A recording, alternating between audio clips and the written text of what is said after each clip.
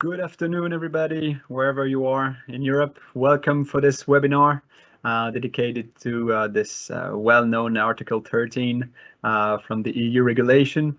So the agenda for today is the following. I'm welcoming you. I'm the manager of ID2Move. We'll give you some few words on the project right after. And then we will have a presentation from the Belgian Drone Federation, and then we'll go deep in the topic of the day, this Article 13. We will have time for question and answers, and we will end with a short presentation from the company M3 Systems that already face this kind of condition of operating in another country. We are a lot of people today, so it won't be able to ask the questions you could have like we used to do for this kind of webinar, but you can see on the top of your screen question and answers, so you are able to ask all the questions you would like to, and we will of course try to answer them all. Please avoid national questions. It's a European webinar, so if we go on very national details, it will be tough for all the other participants. So we will first of all stick to the general questions, and then if we have time, to the national ones. And of course, we can give you some contact details if you need to contact your national authorities. I really would like to thank all the participants and all the speakers to having organizing this this event with me. For your information, this webinar will be recorded right now, so you will be able to get the link in the coming days to see it again. Anyway, if you want to pause this presentation, you are able to do it has an attendance, and you can also come back to the beginning before the end of this this webinar if you need to listen something again. But anyway, you will receive an email tomorrow, next week, with the link of this webinar. So let's move to the first presentation. Petra, I will give you the floor. Let me just take the presentation. Here it is. Good afternoon. Also, welcome on behalf of the board of Belgian Drone Federation. I would like to give you a little presentation of our organization, which puts, of course, the importance of developing the sector in society first. We unite, defend and strengthen our members, uniting by organizing all kinds of activities, defending by the representation in different work groups and EXICOM of the Belgian Civil Drone Council, but also in meetings with the Ministry of Transport and other political levels. We strengthen our members by information through newsletters and all kinds of webinars. We do this for all actors that use, design, produce and sell drones. We cooperate with the government and different stakeholders, but also communication to stakeholders and especially in the future, including citizens.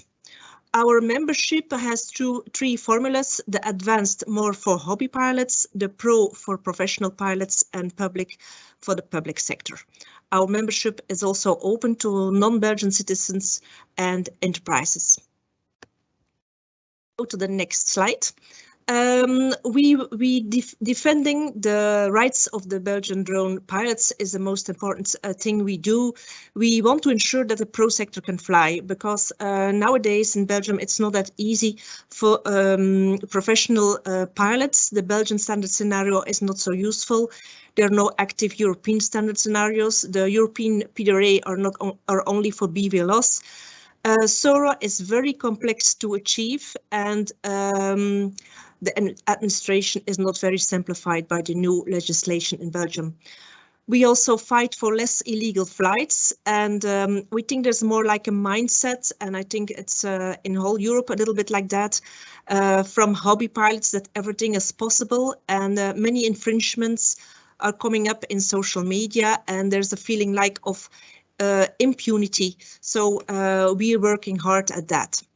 We fighting, or we want that municipalities and cities don't make the rules more heavy, and we want to have a better coordination for that. And also communication is a very strong point of our defense about the drone legislation. We think for the open, but also for the specific pilots, there has to be more communication from the governments and to the citizens too. We would like to ask EASA to make a European database of licenses and designated and recognized entities. We think that's very important for the cross-border that there is a database of. And something very special for the Belgian pilots who have in the previous law their class 1 license, they need a document for this specific. In the next slide, we show you some more figures about Belgium, the Belgium sector. We have 12,900 operators, and you see there are only a few SORA and few PDRA who came up since the beginning of the law. But we have hope for change for the sector by working together with a lot of other countries, and we are a member of 2 European drone organizations. The first one is European Drone Cooperation, who has 13 members that you see there, and they have a common interest in contributing to the innovation and the commercialization of drone technologies and the possibilities of application in Europe. That's what we do with the European Drone Cooperation, and then Belgian Drone Federation is also a member of the Joint European Drone Association, the JEDA. JEDA was founded in November 21 and has his registered office in Brussels. Belgian Drone Federation was one of the founding members, and now already since November we have 18 states that are member that you see on the slides, and now we're busy on making an inventory of the different rules and administration by country.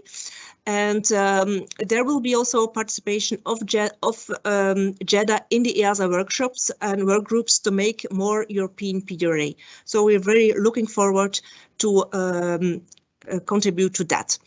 And last but not least, we would like to invite you for the event on the 27th of September.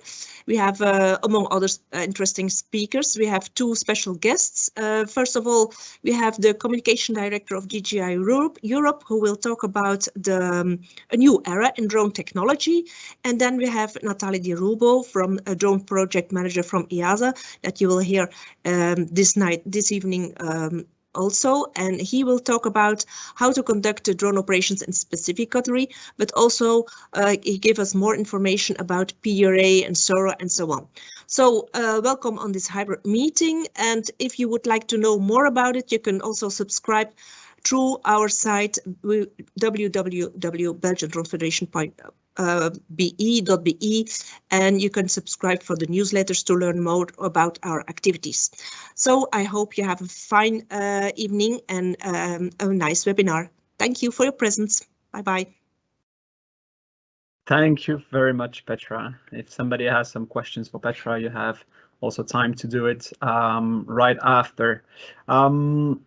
I take back the floor to share with you my presentation of ID2Move, which is not this one.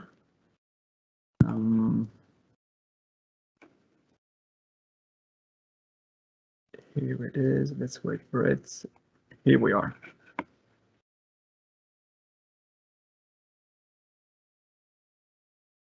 Yes. So, as I said, my name is Emilien Watley. I'm the director of ID2Move, and I would like you to know a bit more about this organization, which is based in Belgium. We are a center of excellence for autonomous systems. So we are not only dedicated to flying drones, but we also deal with maritime drones and also all the kind of robots or other stuff which are on the ground. We pretend to be the most diversified and best equipped indoor and outdoor test zone in Europe. Why so? Because for the 3 levels of autonomous systems that we can find, we have artificial and natural test zones. So the objective is to allow companies, universities, research centers to come to our place and to check a lot of different stuff in different kind of environment, all in one single place. This is the first premises that we have, which is a room which is indoor, quite interesting because it's 800-meter high. With a removable floor, so it means that you can stuff the floor with all the sensors you would like to. And this room is also equipped with motion capture cameras. So this tracking cameras that can allow you to test a lot of the communication between drones or between robots and drones, and to test about latency and this kind of technical points that is needed as soon as you want to fly with swarm drones, for example. We have our own geozone, which is around Nivelles, which is south of Brussels. The main added value is the diversity of the kind of flyover that we can have in this zone. Precisely, we can go over agricultural land, we can go above industrial area, urban area, highway, and also railway. And we have two sister test zones with an old quarry, if you need a lot of different kind of levels, and also a forest. So you can see that you can try and test different kind of stuff in the same area. The other added value will be for 2023. We will have a wind turbine on the site, and this wind turbine will be dedicated to tests. So as soon as you would like to develop something new, new solution, new service for linked to wind turbines, you will be able to do it at ID2Move. We also have a test area for logistics. So you see on the picture that you have shelves and you have cold rooms. So if you want to develop something new, we have a kind of a prototyping area if you need to develop a proper solution to target the logistic companies. Just quick words about the other kind of premises that we have. We have two racing tracks. So when we can mimic a real environment for driving situations, but in a safe area because it's closed and dedicated to that. And we also have access to two water zones. So one is indoor, which is the pool you can see on your right, and the other one is outdoor. And it's very interesting to try some applications before going to the sea with all the technical details that it can improve if you are, or that you have to improve if you are in a salty sea. If you need any more information or want to text me, you have my email address, which is here. And I stop here with the presentation. I will go now, give the floor to Natalia Di Hubo from EASA to get in this topic that interests all of you, which is the Article 13. So Natalia, the floor is yours. Thank you very much. Thank you, Emiliano, for this very kind invitation. So I hope that you can hear me well. Now today so we are discussing very about the topic of today, that will be the how to do operation in multiple states in Europe. And I'm very happy that I see that we already have a number of authorization issued by different authority in Europe that can be spent in other states. So looks like that the approach that we were proposing is working fine. We need now to improve a little bit in the level of guidance, examples, and procedures to help the operator to comply with the regulation. But I think that from the process to apply for authorization and to spend also in other states, now especially with the decision that we published in February, is quite clear. So today I'm going to give you an explanation on this process, and so that then we can discuss also some question if needed. So I'm going to cover in my presentation very couple of topic on the specific category, the application process, and then we go to the cross-border operation. Just to set up the scene. So the specific category we are considering that is all operation. Just a moment. I'm not sure that you are seeing my screen, correct? Well, we only see you right now. Okay, so let's need to share your see. screen. Yeah, I think I was sharing time again. Okay. Here we are. Can you make it full screen? Yes, I'm doing. Okay, perfect. Okay, so I'm saying good. So the specific category, we are talking about all operation that will exceed the open category. So you know that the open category you are limited to VLOS operation, so visual line of sight below 120 meter, or with drone below 25 kilos, depending on where you are operating. So whenever you are exceeding one of these limits, then you are in the specific category. And so what will be the requirements in this case?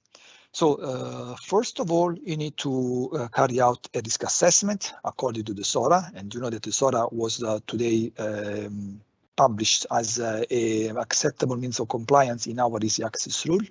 And when you identify all the elements to make the operation safe, then you apply for an authorization and you will receive an operation authorization from the competent authority. And you can only start the operation after receiving the authorization from the competent authority. So in general, the approach is that you buy the drone, then you register as a drone operator, unless you already registered because you already do other activities with drones. You carry out risk assessment, receive authorization, and operate. Now, since sometimes the risk assessment may be a little bit more complicated to conduct, so we identified some simplification. We have a predefined risk assessment where there are documents published on our easy access rule, where we carry out risk assessment. So you can find in our easy access rule some table where all the requirements to conduct some kind of operation are listed. For example, we have one is covering linear inspection on power line. So if you want to do this kind of operation, you don't need to do a risk assessment, you just comply with the requirements in the PDRA. You still need to apply for authorization, but it will be a simplified process. Another possibility is the standard scenario. Standard scenario are operation where first of all,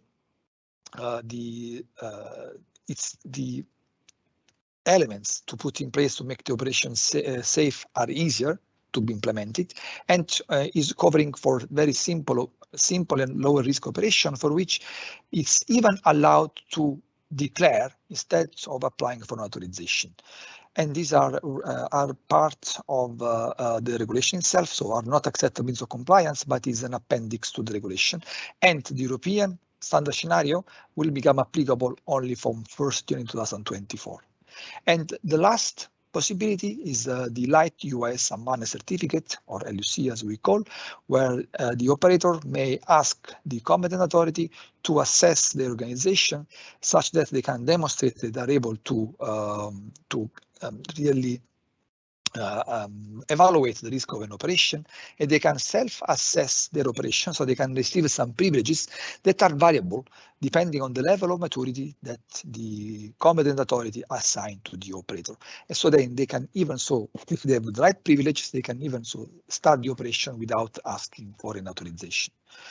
So just to put set the scene, so you know that the SORA is a 10-step process, so it's a sort of journey between the competent authority and the operator to carry out all the activity that will help the operator to identify the level of risk of the operation, identify what are the mitigation, both for the ground risk and their risk, and then will be able to have the to prepare the package that will be needed in order to show compliance.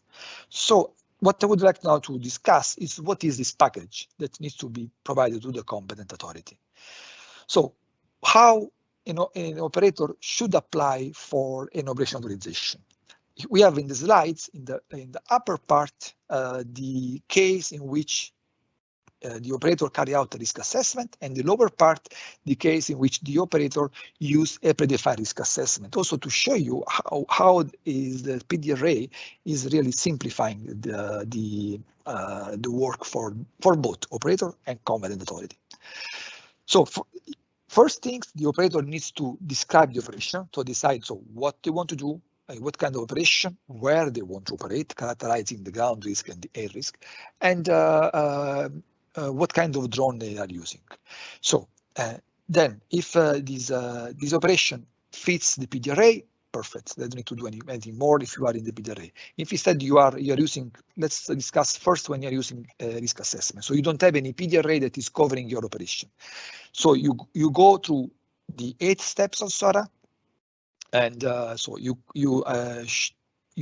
organize your operation such that you meet the minimum level of safety, and in reality, the SORA helps you to develop the operator exposition, and I will provide you in the next slide what we mean with operator exposition. So will be a document where all the procedures are mentioned such that you can conduct then the operation safe.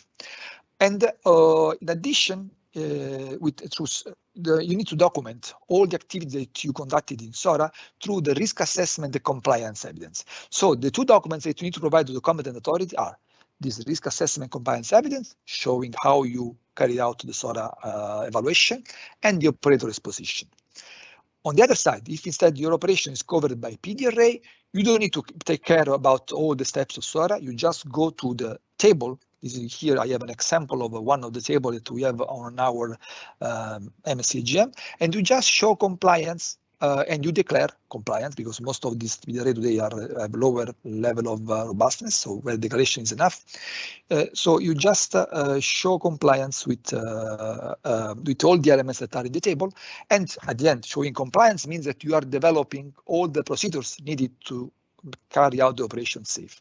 So you still will develop an operator exposition, and you will provide to the competent authority just this table filled, and this will be your compliance evidence. So what is the operator exposition? Just a couple of words, because this is something that sometimes is not very clear. The operator exposition is the operation manual plus the technical manual.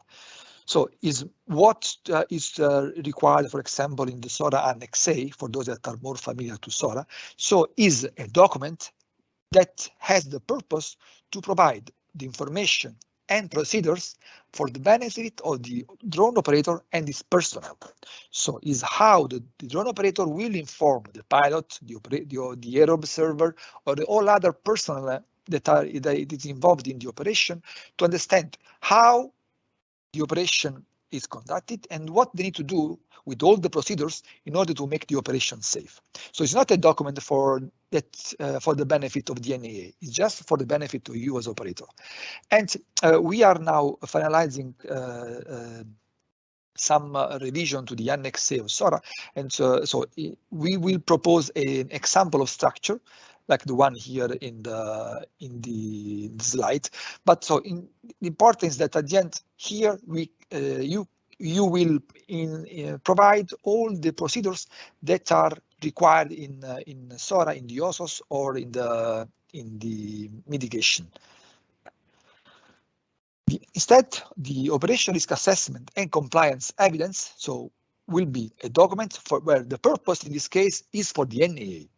So how you show compliance to the NAA on the way you conduct risk assessment to make sure that you followed all the SORA steps and you did not forget anything.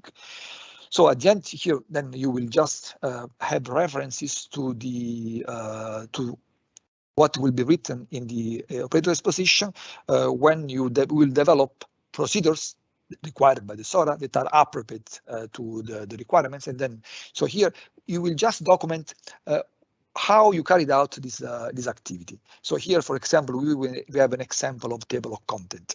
And if you want to have also some practical example, when we published the opinion 05 in 2019 regarding the standard scenario, in the Appendix 1 and Appendix 2, we published 2 documents that were supporting, it was the risk assessment in support of the 2 standard scenario. So, and what we suggest is to use the same kind of approach, because in this way, the NAA will have all the elements to understand that the SORA risk assessment was carried out properly. So let's see now how will be now the application process. So first of all, as we said, so we are talking now here application process in case you need to carry out a SORA risk assessment. You as operator, you carry out all the steps of SORA.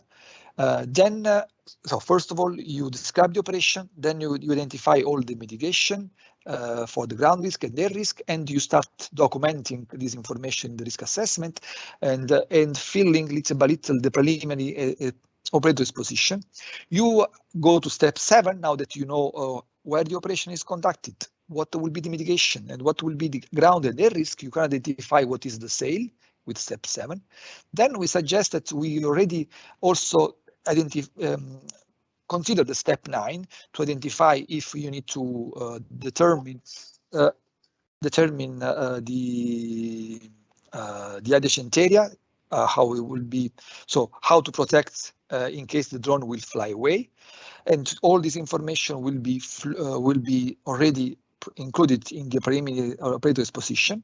And then it will be important that now you stop, you do a preliminary meeting with your NAA, because it will be important the NAA will agree that the ground risk class identified is correct, the air risk class is correct, that the mitigation are properly addressed, and then that the sail that you are proposing is the one that they agree.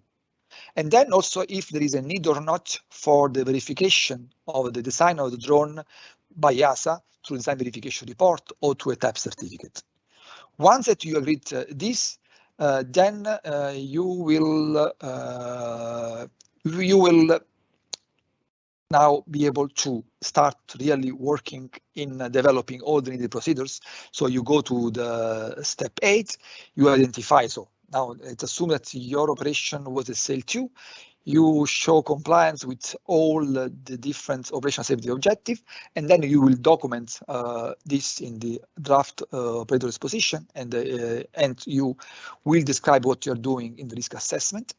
And at the end, you will also do then for step 9 to comply with either the enhanced containment or the basic containment. And finally, you will have now the 2 documents ready to be provided to your competent authority together with the application form to ask for an authorization. So the competent authority will review all the elements and will issue the operation authorization that will provide all the information where you can operate, and also so the location where you can operate. For the PDRA, is a similar process, but at the end, instead of going through all the OSO table, you will just use the table that are in the PDRA, and so most of the requirements will be, as I told you, to develop procedures that will be part of the operator exposition. And so at the end, with this table, you will be able to develop the exposition, and also the table will be your compliance evidence, and you will send these 2 documents together with the same application to the competent authority, and the competent authority then will issue you the authorization. You can start to operate. Okay, so this is from how the approval process will be. So now that you have an authorization and you want to do the same operation in another state. So what I have here, for example, an example where I am approved to do an operation in one state where I'm flying, I'm reducing the population at risk, for example, conducting most of my flight over a river. I want to do a similar operation in another state, but then we need to consider, we need to also check if the conditions are still the same. Maybe I cannot have the same distance from the river. So there may be the need to accommodate some of the mitigation.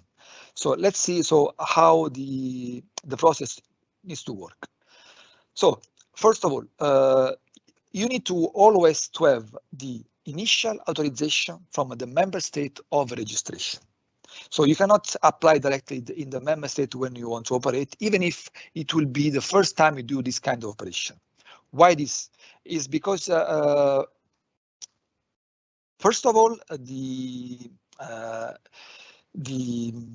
authorization process is also based on a number of evidence that you will provide to the competent authority, but also is based on the level of trust that the competent authority will have with you. So maybe the first authorization, the competent authority will check everything, then little by little we'll see that you are able to conduct correctly sometimes some activities, so will reduce also the level of involvement. So if you are then applying always to different competent authority, then all the time is the same, is the first exercise, and will be more complicated. And also then you would be under the oversight of the competent authority that issued you authorization. So this means that if you have different authorization from different authority, then you will be annually checked or periodically checked by different authority, and it also will be more complicated. So we think that it would be better if you have only one competent authority of reference. So you will first receive the authorization in the member state of registration, and then once you have the piece of document with identifying what you can do, you will identify where you want to do the operation in other state. You identify the location. And there may be some local conditions. So the member state will publish on their website local condition, like maybe that, for example, you cannot use frequency in some kind of area. So make sure that if you are using that frequency, you are removing, you are changing your approach. And for example, let's assume that in the example I showed you before, you had the authorization to fly in populated area, but you had to reduce the people at risk by flying, for example, mostly over the river, so over an area with a very low population density. Then you need to also do in the location when you want to do the operation, you need to use a similar approach. So in this case, you need to show to the competent authority how you are going to apply this mitigation in the other state. So maybe you need to modify your operational manual, because in order to fly in the new location, you need to adapt your procedures, and you need to also modify some compliance evidence to show that you are also compliant in this location. So you cannot change the way the competent authority of registration, of the method of registration, identify that you need to conduct your operation. So all your mitigation was identified. This cannot be changed. The only thing that you need to show is how you are applying this mitigation in the state. So you will provide to the competent authorities of the member state of operation, so all this information, so the application for cross-border operation, together with the authorization form that you receive from a member state of registration, where you want to operate, what are the local conditions, and how you amended, if needed, your procedures to fly in the new location. Then the member state of operation will assess all these elements, and when they think that they are satisfied with your approach, they will send to the member state of registration a confirmation for cross-border operation, telling them that's okay. Now, in addition to the operation in your countryside, in your home, state, now you can do also the same operation in another location. And then the member state of registration will update your original authorization with a version 2, for example, by including the new location. And the same document will be sent to the operator, and the operator may already start the operation as soon as they have this confirmation from the member state of operation. What happens in case I have an LUC, a light to operator certificate? So as before, first of all, the LUC can only be given by the member state of registration. So then the operator will receive privileges. Then, depending on the privileges, they may self-authorize some operation. For example, they may have the privileges to assess the local condition or to conduct operation up to one sale. So it will depend on what kind of maturity the NAA assigned to the operator.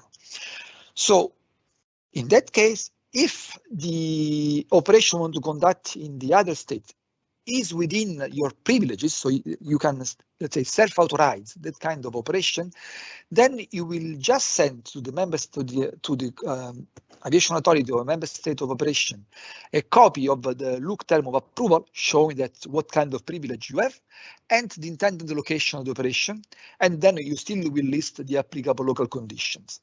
Then you can start the operation if it is within your term of approval. But if instead you are doing an operation that exceeds the term of approval, then the look is not usable anymore, and you need to ask for an operational authorization.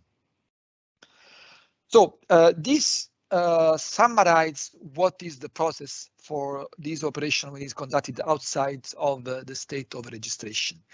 You can find all information on not only here regarding the cross-border operation, but in general regarding how to conduct operation for drones here in Europe. On our EASA drone website, we can find also videos where we give explanation, and we have also an FAQ where we try to answer to the most frequently questions. So with this one, I conclude my presentation, and now I give the floor back to Emilian. Thank you very much, Natalie. Yeah, so reminder for the audience, you can go on question and answers on the top of your screen, and you can write all the questions you have. So what I have up to now, first question is, does authorization of member state need to be in English? So this was something that we could not impose in the regulation. So we still have as one of the elements of the European Union is that each member state may use their national language. So this means that the authorization can be in the national language, but then we ask in our settlements of compliance that should be at least in dual language. So this will be for the benefit for all operators to be able to spend outside of the NAA. So it's not mandatory that is in English, but I think that now everybody agreed that at least will be in dual language. Right. Second question from Jaro. How about case when authorization is granted by country number 1 and operator wants to operate in country 2, but UAS will be piloted from country number 1. So the pilot is physically in country number 1 to operate in country number 2. Is that clear? Yeah. Yes. No. Yeah, with drones, we can have all kind of different conditions. Yeah, so this is one of the interesting case. So we have the pilot that is sitting here in Germany while the drone is flying in France, somewhere in France. So in this case, still is an operation in France. So the location of the pilot is really not affecting the operation. So as long as the operation is approved to be, in this case, maybe will be a BVLOS operation with satellite connection, maybe. So as long as this is part of the authorization, so we need to apply exactly the same process that I described before. So the operation is, even if maybe the operator is a German operator, and was approved by the German authority, then the operation is conducted in France, for example, and you need to a request for a confirmation of acceptance from the French authority using the approach that I provided you before, with no other change. Right. Questions are coming. I'm trying to follow. How should I proceed when I want to carry out a single mission that involves the area of more than one country? Okay, yeah, this also can, that can also happen. So in this case, you need to have the single authorization from the NAA. For each of them, you need to inform where you are operating and ask for the confirmation of acceptability in all of them. So you need to collect all before starting the operation. Other interesting question about the, let's say, the NAA shopping. So how can we be sure that some countries won't provide easy authorization? Because this could result in many UAS operators applying for authorization in one country, even if they don't want to fly over there. Yeah, and so this is also another reason why we always require that you need to conduct the operation in the member state where you are registered. So yeah, you cannot go here and there, and then maybe you decide to have your first operation in the country. So first of all, I don't want to say that there will be countries where it will be easier. Before starting to answer, I want to do an introduction. This drone domain is new for everybody. There was a long activity performed by all the European Aviation Authority to develop this new regulation. Most of them were part of JARUS.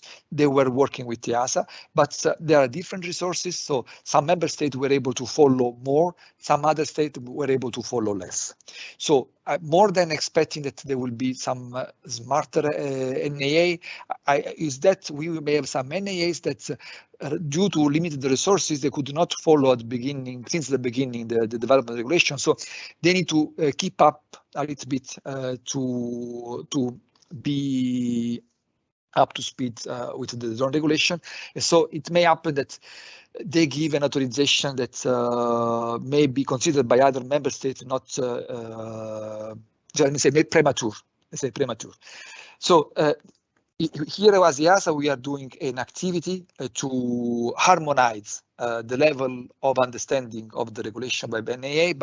We have a periodical webinar with all NAA. We are now starting also to do standardization inspection, such that the level of implementation of the regulation among Europe will be at the same minimum satisfactory level. It will take maybe a few months to complete this one. But so it may also still happen that some operator may look for the authority where maybe easier because maybe they are not up to speed. But so this will be prevented by these two things. So make sure that all are at the same level, and then you cannot go to the member state, whatever member state. You always need to go to the member state of registration. You cannot select and shop where it's more convenient for that kind of operation. Sorry if I was long, but it was I think it is a quite political sensitive, so I wanted to make sure that it is clear. And it is important to know it, so thanks for that. Next question is, what happened for a second operation in member state B when the authorization has been updated in member state 1? Sub-question, is a CBO application still required? In the affirmative, the soft law should be updated to clarify this aspect. Okay, so we are talking about each year. I have an authorization to fly in member state B in one location. I want to fly also another location. Now, this I think I understand is the question. So that means that we may have. I'm trying to read. Okay, so if this is the question, if I understood correctly, so in this case, the member state, so the operator may receive two kinds of authorization. First, we may have a generic authorization, so when you don't need to apply some mitigation measures, so where, for example, you can operate in all areas with a sparse populated area where you are far from airports, so the air risk is low. So where there is no need from the competent authority to really verify that you are able to identify this kind of area. So, and mostly we are talking here about operation with a small drone in very lower sail. So in this case, you may just have a generic authorization, and then you don't need to modify your procedures for the location where you intend to operate. In this case, you just need to inform to the competent authority of member state of operation that you are conducting, maybe you need to list in which location the operation without. But in the moment, most probably, you don't need to provide any updates in your documentation. If instead the authorization is given with geographical coordinates, because, for example, in the example I showed in my slide, you need to, for example, modify to adapt your flight pattern, or you can only fly over the river.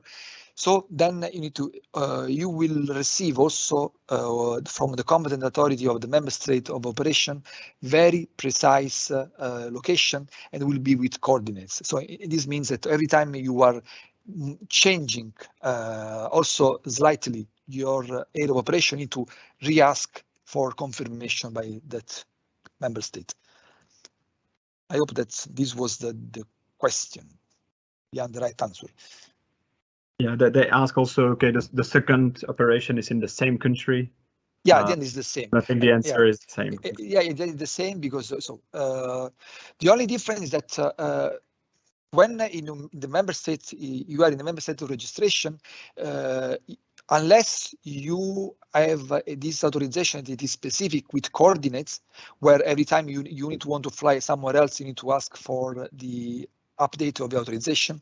If you have a generic authorization, then you can operate wherever in your member state without having additional information sent to the competent authority of member state of registration. Perfect. We have some questions look oriented. So if a member state gives the authorization for look, it is always accepted by another member state. Question: is it always accepted by another member state, or the second member state can introduce new limitations? One of the principles of the drone regulation is that each certificate authorization issued by one authority needs to be recognized by the other authority. So the answer is no, other than the compliance with some local condition, like example I told you, use of frequency, or maybe other, and then compliance also with geographical zones. Then also through geographical zones, the member state may say that, for example, on a natural park, you cannot fly if your drone has a noise level more than, I don't know, 50, 100 decibel. So then this means everybody, it's not only for the look, so everybody needs to comply with these geographical zones. But in general, if you have an authorization or if you have a look, you are able to use in the same way the authorization or the look in all other states that are part of the ASA state. So I'm saying this will be Europe, Switzerland, Iceland, Liechtenstein, and Norway. Okay. And Danish CA ask if they receive an assessment from another country, do they have just to accept it, or they cannot deny them to fly in Denmark in this case? So as I told you, we are still in the initial phase where we are growing together the same level of knowledge. So I assume that at this moment, all authorization given given by a competent authority, they meet the minimum level of safety. So we should consider that no one should recheck the SORA and check how the mitigation, what kind of mitigation has been imposed in order to make the operation safe. The only thing that the Danish authority in this case should do is to check if the operator is applying correctly the mitigation measure imposed by the member state of registration in Denmark. But otherwise, other kind of verification should not be done. And anyway, so there will be some coordination, especially at the beginning, to reach this same level of understanding of the regulation. I have another question which may be long to answer, so try to see if you can answer shortly or not. What is typically stated in the terms of approval of a loop? Yeah, we have published some acceptance of compliance now 2 years ago, and I think we have also a copy of a possible term of reference in our AMC. However, now that we have more experience, we are going to modify them, so we need to make some improvement. But the main information that will be in term of reference are the privileges that the operator can use. So what will be the maximum sale if there are some how he will be able to evaluate the ground risk area, how we will be able to evaluate the local condition of the area where you're going to operate. So at this moment, these are not detailed yet in the template we have in our AMC, but we are going to start a task force in the next weeks with the support of the member state, and also we will then involve those of it, especially those that already have a look, to improve and to harmonize all this information in a single form. That's a good news. Thanks for that. Next question. I missed it.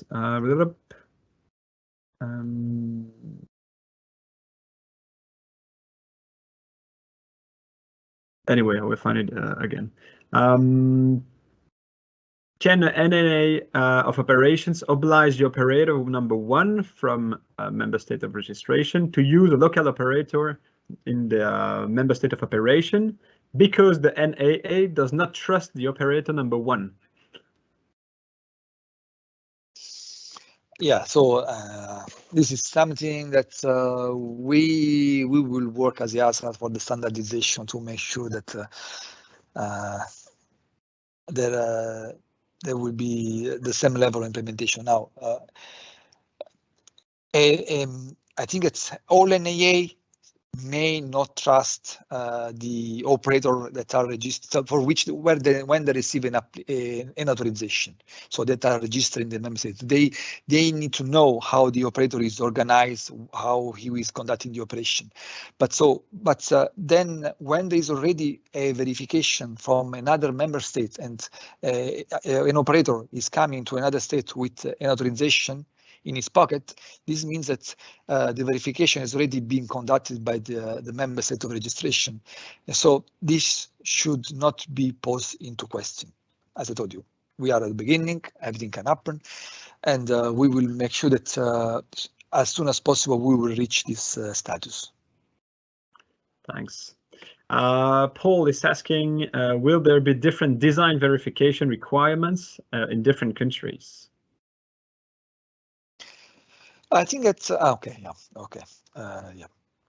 No. So the design verification report, first of all, is only EASA can provide can assess design of a drone. So this means that the level of verification will always be the same, independently where the operator is conducting the operation, because the verification will always be made by EASA. At this moment, we are still in discussion with the member state on how to apply the requirements, and the member state may decide that based on the level of maturity of the operator, based on also on the level of risk of the operation, based on also other consideration, that they may decide that the design verification report may be replaced by a declaration by the operator. And I may expect when maybe the operator is only conducted a very limited number of flights, or where there is some kind of demonstration, really there are some other mitigation that will reduce the risk.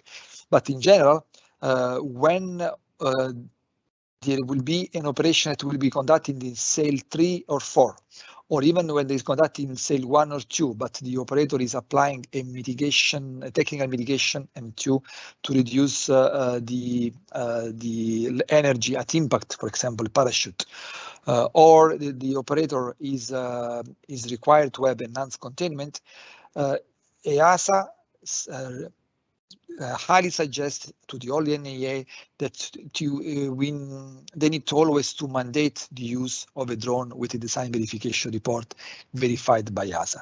Also because then this will help also the harmonization of the requirements. And I think it's we are still, as I said, in this initial phase where we are let's say, completing all the understanding of how to apply the regulation. But in a few months, I think it's situation will be clearer for everybody, and everybody will apply the same level of requirements. Great. We go for 2 questions, and then we will move to the presentation of M3 systems that will maybe clear some other questions. The first one is, an operator from another country outside Europe, let's say the US, would like to operate in the EU. Can this operator apply in any EU country and then operate in another EU country? So according to the regulation, all operators coming outside of Europe, they need to register in the member state where they conduct the first operation. And from that moment on, that member state will become their competent authority. So they will be treated then as an operator from that country. So then they will apply the same process as they were operator of that country. Very clear, thanks. Another tricky question. How long does it take to be granted an authorization on both countries? This is no, it's impossible to answer because there are so many variables.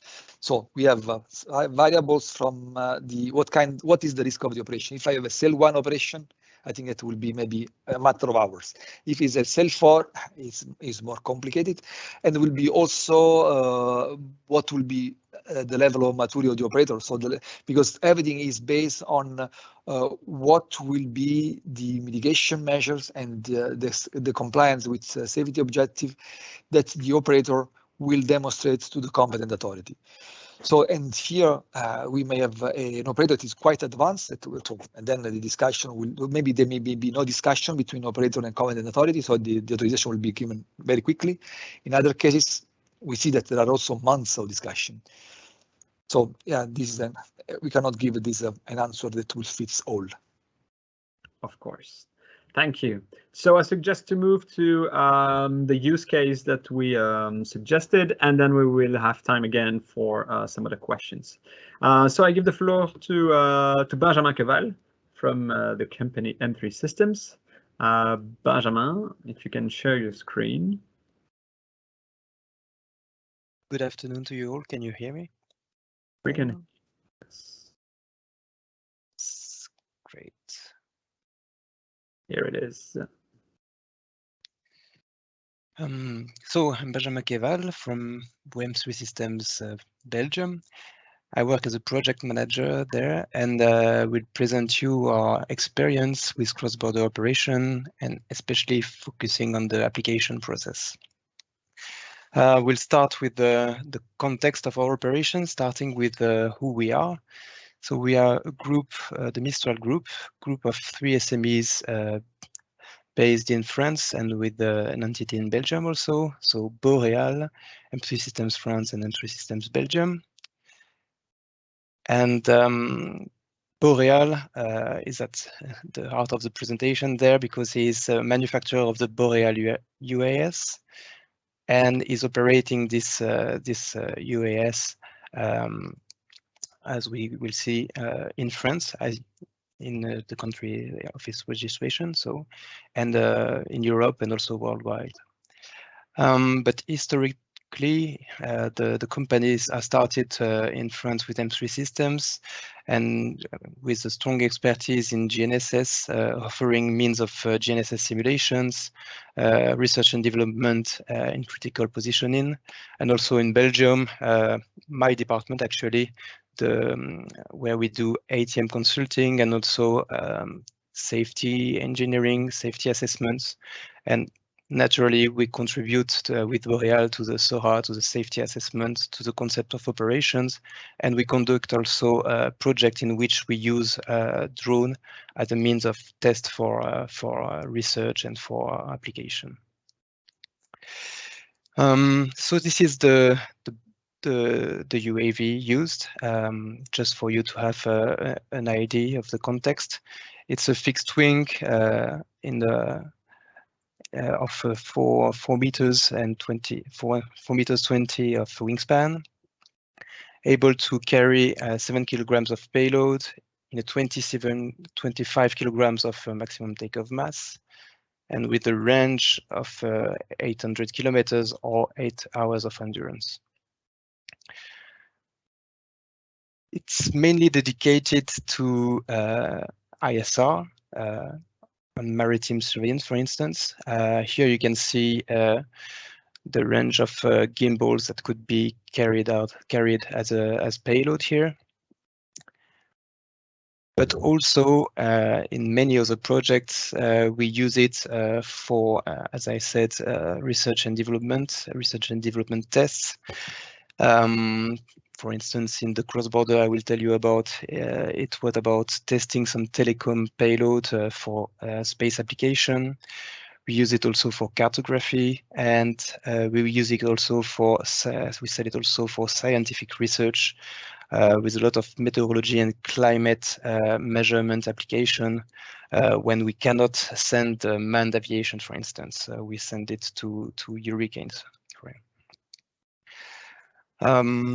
That's our partners, clients, and where we operate. But I will focus on the cross-border application we've made so far in Europe. So, as I said, Boreal, the operator, is registered in France, and we have conducted cross-border operations in Bulgaria and Greece in 2021. And also in Belgium in 2021 and 2022. And in short, the application process was 3 different experiences, but at the end that leads to successful operation.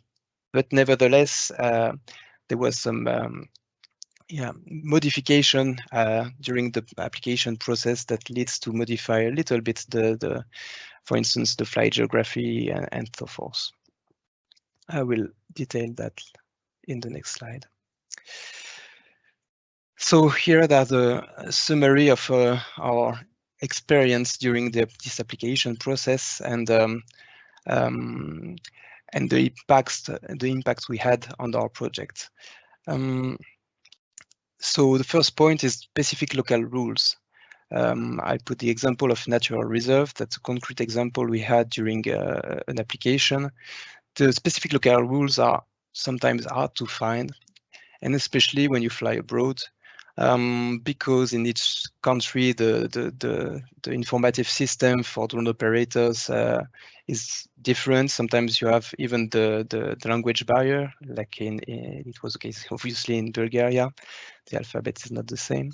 But more than that, even if you have the country abroad has a good portal for information for drone operators, sometimes it's an information like a forbidden area due to natural reserve is hard to find, and it happens that we got the information when the application form arrive abroad, and it's of course it's late, and it leads to then administrative round trip, because as Natalie explained, you need to come back to your home country to get sometimes the authorization request modified in order to comply with the local rules that need to be applied then. So getting the specific local rules is hard, but needs to be done before the initial request to mitigate this risk. That's the same basically for the second point. The segregated airspace abroad, when you need to get a segregated airspace such as a restricted area or a segregated area, there are sometimes hard information to find what are the contact points, what is the process, how long will it take. That's some stuff you need to consider and before applying, and that's the mistakes we have done during we knew sometimes it went very well, but sometimes we face a longer process than expected or a refusal, and then you need, again, it leads to an administrative run, coming back to your home country and apply different mitigation if you can, and so forth. The third point, discrepancies and definition. I think that's one of the questions that is raised in the discussions, but yeah, that's populated area and especially sparsely populated area is a matter of discussion because, for instance, in France, we have additional local definition that are given by the French NAA, and they don't apply to countries abroad, and that leads to some discussion, amendment of flight geography, and so forth. And the final point is in your cross-border application, you, as Natalie explained, you need to put your compliance evidence and to accommodate some mitigation, and you have to give proof of that with some extract of your operations manual, for instance. But we faced that some NAA wanted more documents than that, and it leads to have a longer process and have longer discussion. So that's really the consequence at the end. It's for the project themselves that you lead. You have a known lead time for authorization that is very hard to manage. It's hard to manage the planning, the cost, and to manage the risk associated to that. I mean, risk associated to the application process itself. And some improvements that we naturally would welcome is the availability of a centralized information, even if it's not a nice portal, but anyway, maybe a web page per country with the contact points for the restricted area process, for instance, a link to the all the information needed for you as drone operator, not only the classic population density, airspace information and so forth, but the case of natural reserve is also a good example with those kind of example. And yeah, process alignment, but that's ongoing, and we understand that's ongoing. And I must add something on it is not on this slide. As an operator, it's good to check before applying to your home country, to check as much information as possible to the country of destination. As I said, it would have helped us if we knew the natural reserve airspace restriction. It helps to plan the project and to plan and even the mitigation you need to put in place if you know what are the process for restricted area, segregated area you need to put in place there, and what is the likelihood to get it, because sometimes you could have other mitigation to put in place, like observers and so forth. But it would help to know it beforehand, and you should try to know it before applying to your home country. That's it for my presentation, and I would welcome any question. Thank you very much. Thank you very much, Benjamin. So here again, if you have some questions, the chat is there. Thank you very much, because I think it can open the discussion and it's clear. So concrete examples are always the best way to explain something. Anyway, while waiting for the questions for you, Benjamin, I will turn back to Lino. to discuss about the next questions that I have. Lino, so ready for the next batch of questions. The first one, is there going to be a standard communication tool for multiple approvals throughout EASA states to simplify the communication process across states rather than each member having their own process or means of communication? Yeah, so there are several things that we can do, and for sure this could be also another good project that we can take on board. Now, this moment we have not yet in our list. Maybe we can add, but so we need to prioritize our work. So maybe in the future we may try to do something like that. But so now at this moment, what we are trying to do is to have procedures on our MCAGM that will be as clear as possible, such that all the NAA may use the same procedures, the same form, so try to standardize as much as possible. So it will take maybe some months yet, but maybe we will be able to have to make sure that when the operator is going to do an operation in different states, will always be treated the same way. Another more general question, when will we have the STS for EU? So the standard scenario, so the European standard scenario, they are already published. So in our regulation as an appendix, so we have two, appendix 1 and appendix 2 to the regulation. At this moment, they are not applicable yet, only because the standard scenario, they require the use of a drone with a C-class mark. And so it's a C5 and the C6. And we are working with the ASD STAN to develop the standards that will be needed by manufacturer to show compliance with the requirements that are in the regulation for C5 and C6. The standard may be available, the first version for consultation by the end of this year. So I say that by mid of next year, we should have the standard to be published. The first quarter of next year, we should have the standard published. So this means that we may start having drone with C5 and C6 by mid of next year, also because most of the manufacturers are working with SD STAN, so they know already what will be the standard. So I guess they already got prepared to have the drones with C6, C5 to put on the market. So this is why the standard scenario will become applicable only from 1st January 2024. But in the meantime, we developed two PDRA risk assessment that we call S1 and S2 that are the same operation of the standard scenario, but they don't require to use a drone with C5 and C6. And these are already today usable by all operators. They will require an authorization because they are PDRA risk assessment, they're not standard scenario. But we wrote in a more detailed way this PDRA.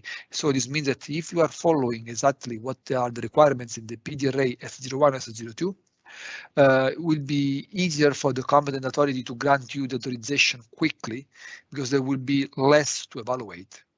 So this is maybe a way to overcome this missing of a standard scenario for now. Right.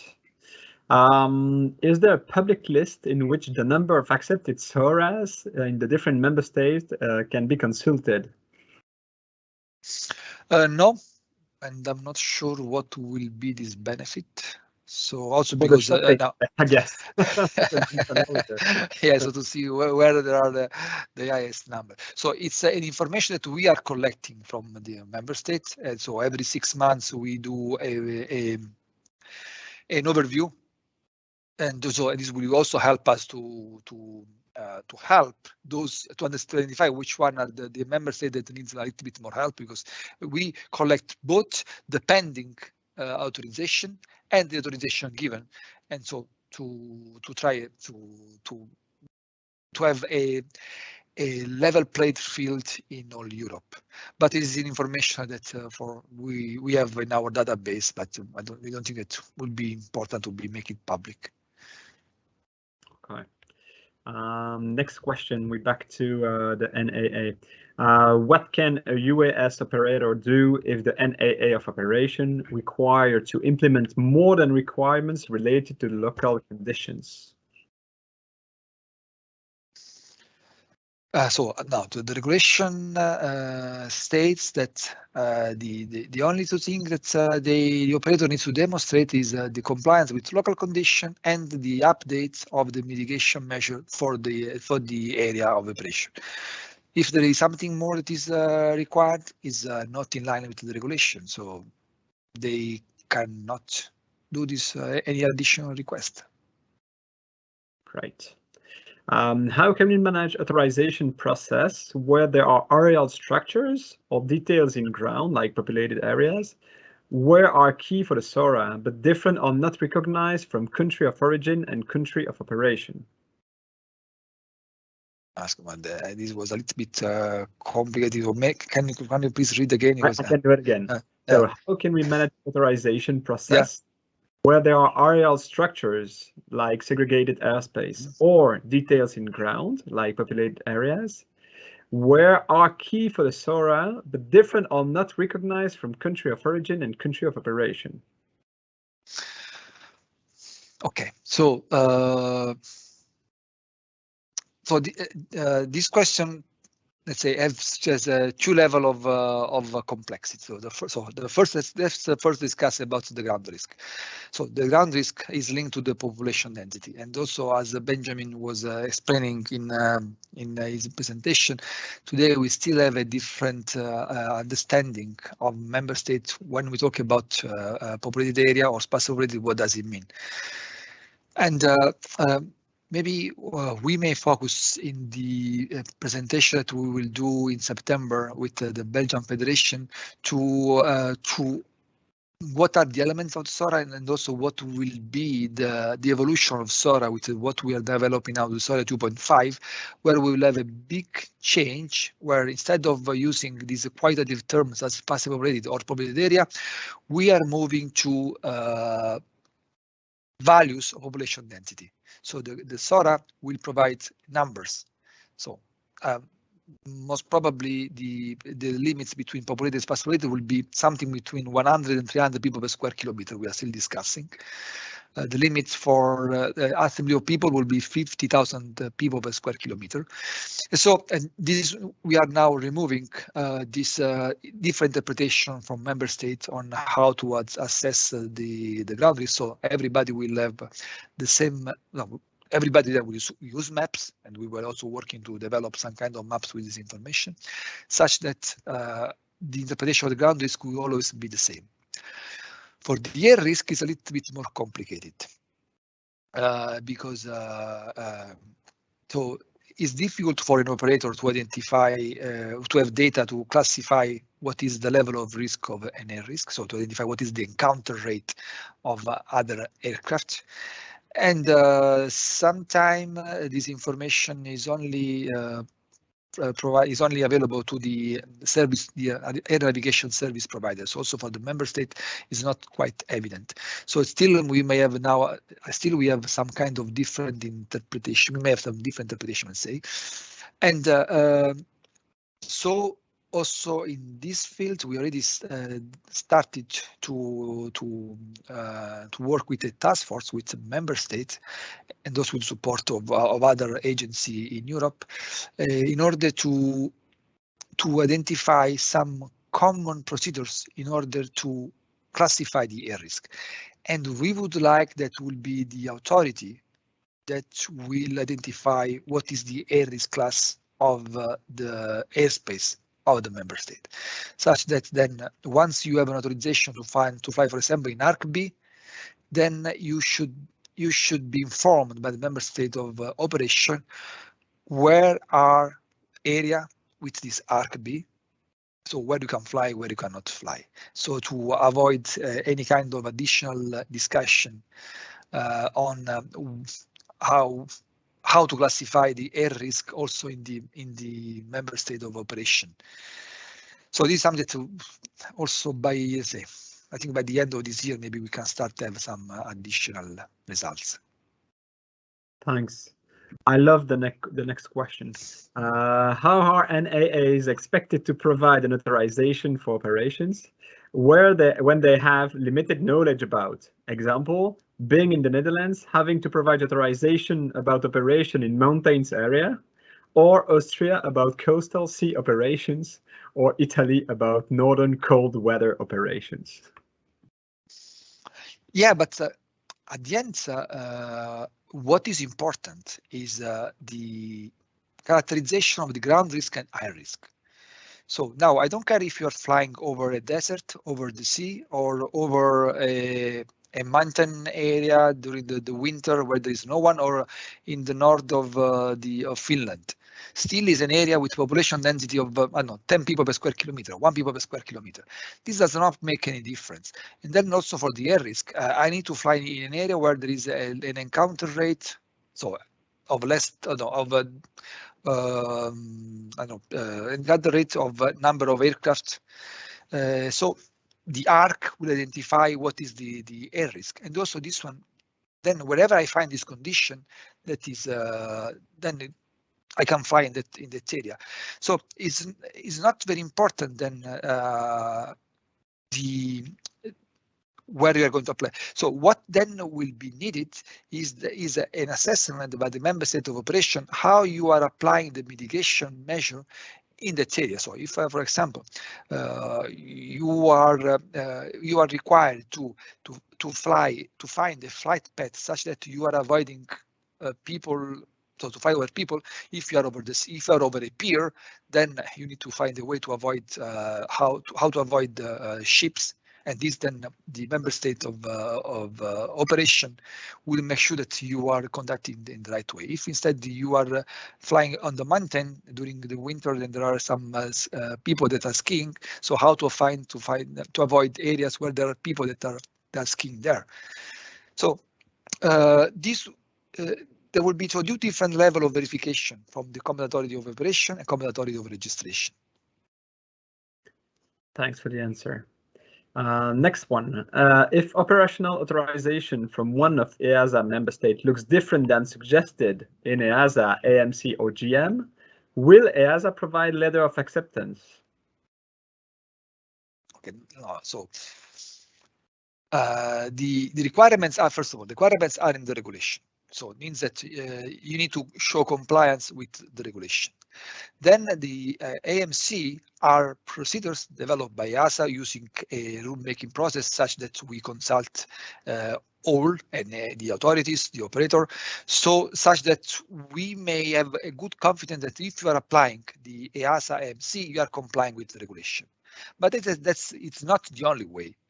There are several other ways you can show compliance. So as long as you comply with the requirements of the regulation, you can propose an alternative way. So we call ALTMOC. So this means that the competent authority may accept a different approach.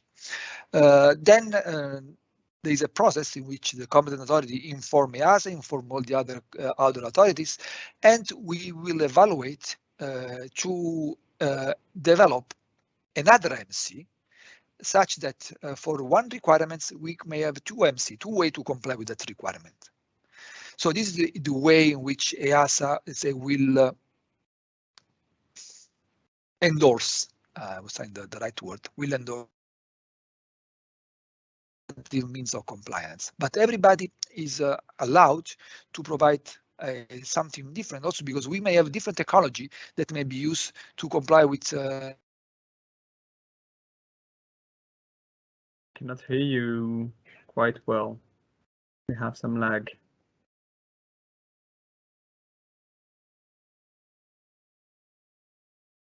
Lino, are you still there? Can you hear me? I saw that it was frozen for a while. Now it's okay. Okay, please go on. Seems Hello? okay. I hope that you can hear me. We can hear you. You can go. I cannot hear you anymore. I'm sorry, Emilian. If you can see me, you can go. Okay, you can hear? Okay, perfect. So just to finish what I was saying, so we saw that there are so smart operator providing always very interesting approaches, and we should not prevent this one. So an MC is one possible way, so you can use our way, but please feel free to provide something better, and then we will share with all the other, maybe other way to comply with the regulation. Thank you. Next one. We're close to an end. I cannot hear you you cannot now. hear me. Now can you hear me? Not yet. So just for the information or the audience, we also answer some questions on the chat. So if you go on the question and answers, you will also see some of the publications. So feel free to go there and see a bit more. I put my face on the screen because it seems that you have nothing else right now. Lino is back in the game. Here we are. Hello back, Lino. Okay. Get there. Great. So let's go for one or two questions, and then we will be okay for today. Maybe your computer is tired also. With the M2 high level of robustness DVR, would it be possible to obtain an authorization which is location independent of a populated areas without a LUC, or does this kind of risk profile require a LUC anyway? Okay. So an M2, so we are talking about a system that will reduce the effect on ground in case of crash, maybe a parachute, maybe a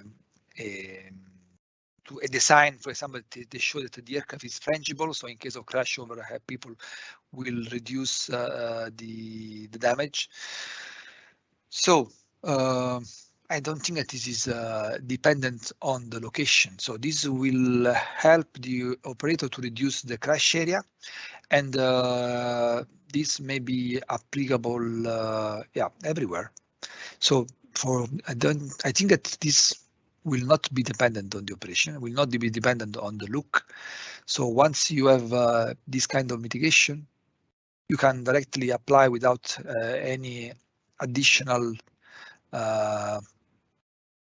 activity in other location. Now, we may have, as I said before, we are always having some very interesting approach from operators. So I don't know, I don't know if we may have other solution that may be dependent on the population density, but in reality, I think that M2 should be independent of the location. And very last questions regarding GDPR. How is privacy defined in terms of usage of infrared cameras?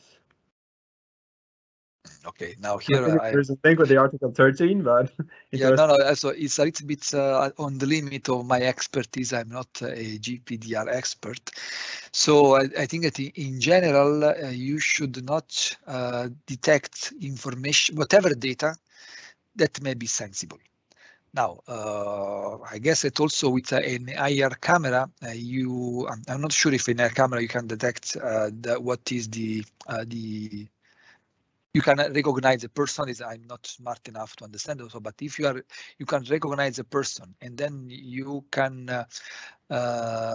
associate with that information some data that may be sensible, then I think it is not compatible with the GPDR.